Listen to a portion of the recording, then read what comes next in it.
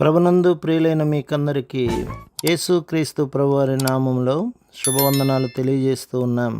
దైవజనులు బ్రదర్ భక్త సింగ్ గారి పరిచర్యలో నుండి అలసిన వాణిని ఓరడించు మాటలు. ఆగస్టు 6. యెహోవా మహాత్యము గలవాడు, ఆయన అధిక స్తోత్రము పొందతగినవాడు. సమస్త దేవతల కంటెను ఆయన పూజనీయుడు. జనముల దేవతలందరూ వట్టి విగ్రహములే. యెహోవా ఆకాశ విశాలమును సృజించినవాడు. ఘనత ప్రభావములు ఆయన సన్నిధిని ఉన్నవి. బల సౌందర్యములు ఆయన పరిశుద్ధ స్థలములో ఉన్నవి. కీర్తన గ్రంథం 96వ అధ్యాయం 4 నుండి 6వ వచనం వరకు.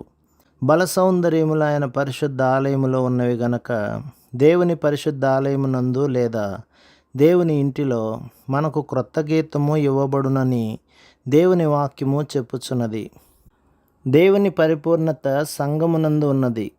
సంఘము ద్వారా మాత్రమే దేవుని నానా విధమైన జ్ఞానము బయలుపరచబడుచున్నది. ఎఫెసీ పత్రిక 1వ అధ్యాయం 23వ వచనం, 3వ అధ్యాయం 10వ వచనం. అందుచేతనే పరిశుద్ధ ఆలయమునందు దేవుని పని ముగిసిన వెంటనే దేవుని మహిమ దిగివచ్చి దానిని నింపెను. నిర్గమకాండం 40వ అధ్యాయం 34 నుండి 38వ వచనం వరకు. ఇశ్రాయేలు ప్రజలు ఐగుప్తులో అనేక అద్భుతములు చూచిరి. మేఘము వారి ముందర నడుచుటను, ఎర్ర సముద్రము 2 పాయలై ఆరిన నేలను త్రోవ ఏర్పడుటను చూచిరి గాని సాక్ష్యమిచ్చిన ప్రజలు దేవుని మహిమ వారి మధ్యను నివసించుటను చూడలేదు. ఎప్పుడైతే పరిశుద్ధ ఆలయపు పని ముగించబడినో అప్పుడు మాత్రమే దేవుని మహిమ దిగివచ్చి పరిశుద్ధ ఆలయమును నింపి అక్కడ నివసించినది. ఆ దినము నుండి కెరూబుల మధ్య నుండి దేవుడు ఇశ్రాయేలు ప్రజలతో మాట్లాడెను. సంఖ్యాకాండం 7వ అధ్యాయం 90వ వచనం. దేవుని యొక్క నిజబల సౌందర్యములు దేవుని పరిశుద్ధాలయములో మాత్రమే చూడగలము. అదే మనకు సంఘము. ఎందుచేతననగా దేవుడు ఇట్లు వాగ్దానము చేసెను, ఎక్కడ 2-3 చేరి నా నామమున ప్రార్థించెదరో వారి మధ్యలో నేను ఉందును.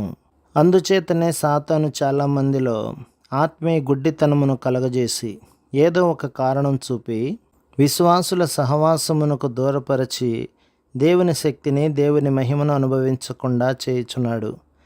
జనముల కుటుంబములారా, యెహోవాకు చెల్లించుడి. మహిమ బలములు యెహోవాకు చెల్లించుడి. యెహోవా నామమునకు తగిన మహిమ ఆయనకు చెల్లించుడి. నైవేద్యము తీసుకుని ఆయన ఆవరణములోనికి రండి. కీర్తన గ్రంథం 96వ అధ్యాయం 7-8 వచనాలు. దేవునికి ఒక క్రొత్త గీతము పాడవలెనను ఆశ నీకు ఉన్న యెడల నీవు దేవుని ఆవరణంలోనికి వచ్చి పాడవలెను. మరియు అక్కడ నీ కృతజ్ఞతార్పణలు, నీ స్తుతులు అర్పించవలెను.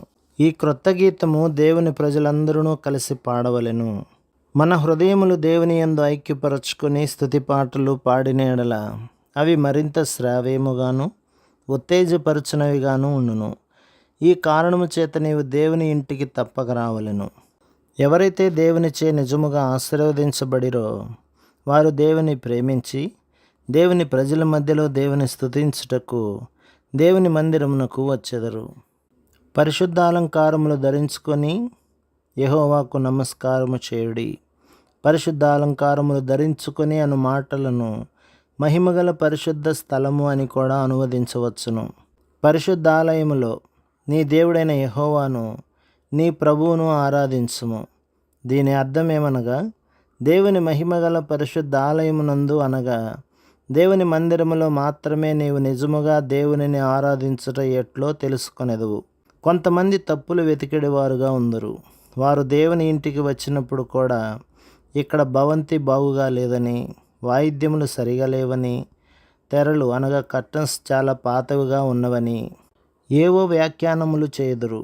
వారు దేవుని మందిరములో కూడా ఇటువంటి పాటనే పాడుదురు. అట్టివారిగా మనము ఎప్పుడూ ఉండకూడదు. మనము దేవుని పరిశుద్ధాలయములోనికి వచ్చినప్పుడు మన ఆలోచనలన్నీ దేవునిపై ఉండవలెను. మరియు ఆయన మన కొరకు ఏమి చేసెనో, ఆయన ఏమి మాట్లాడుచున్నాడు, ఏవి బయలుపరచుచున్నాడు అని వాటిపై మన మనస్సు ఉండవలెను. అప్పుడు నీవు దేవుని మహిమను చూచుదువు. కనుక మానవుని తప్పిదముల గురించి ఆలోచించువాడుగా ఉండవద్దు. అలాగు చేసిన యెడల నీ హృదయమునందు ఆత్మీయ గుడ్డితనము అలాగే ఉండును.